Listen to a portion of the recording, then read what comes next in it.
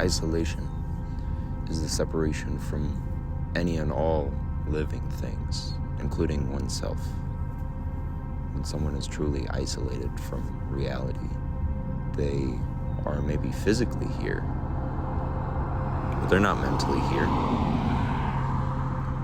Being truly isolated is being disconnected from what makes people people.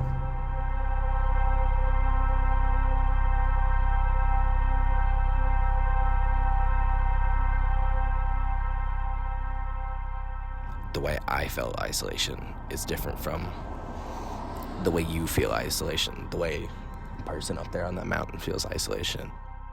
There's kind of a profound sense of loneliness in that. Get rid of all the noise when everything is just compounding down onto you constantly. The annoyances of the world, the ills of the world, the worries. Sometimes it's nice to just sit on a nice serene field and shut everything out.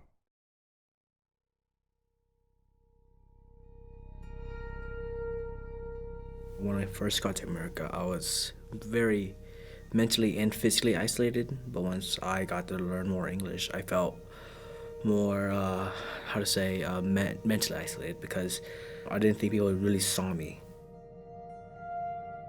I grew up as an only child to a single parent, so there were often days where I was very much alone, and I also grew up deep in kind of the mountains, and it was a little bit challenging maybe to get to a bigger city. It sometimes felt a little lonely being in that isolation. Going into 2020, the whole pandemic hit, I was just so lonely. I would just sit in my room day after day and just do nothing. I would just lay in bed, and at a certain point I was like, is this all that there is to life? I had a stroke 10 years ago that caused me to lose control of the left side of my body. And so I went from working 40, 50 hours a week to, 6 weeks in the hospital.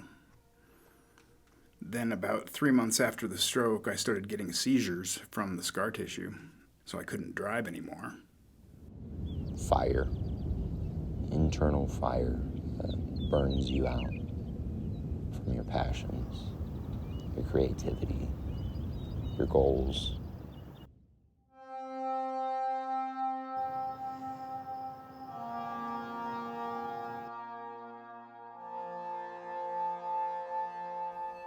It makes you feel like a shell of yourself.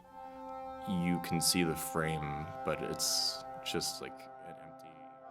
Different states, and so every time you move, there's kind of this isolation if you don't know a lot of people who are there, or even It's very odd because I still got to see a lot of people, but I didn't get to go do a lot of things.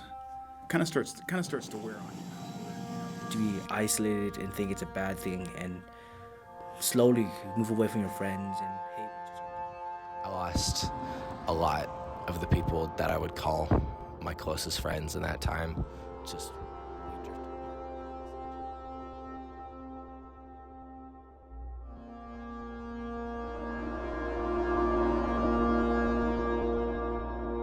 I feel like a lot of people would say isolation is more when they physically aren't around other people, and I feel like a lot of people are affected by not having that physical companionship. They feel most companionship, like over a screen, is very superficial.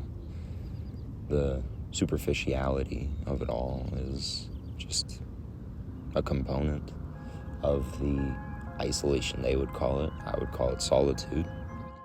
Isolation can be a bad thing, but it's only a bad thing if you let it control you. Isolation can also be a good thing. I definitely feared it. I was definitely afraid of being alone. But now I see the beauty in it. Looking at isolation in parts of my life as a compartmentalized tool for collecting myself, to getting myself back together, can be a very useful thing. taking those time to really get to know myself and be on my own, I think has helped me figure out how I get to where I want to go and how I am working every day in pursuit of those values. I don't know. Just makes me think of sitting in the middle of the sky, just, surrounded by nothing, looking up into the open air.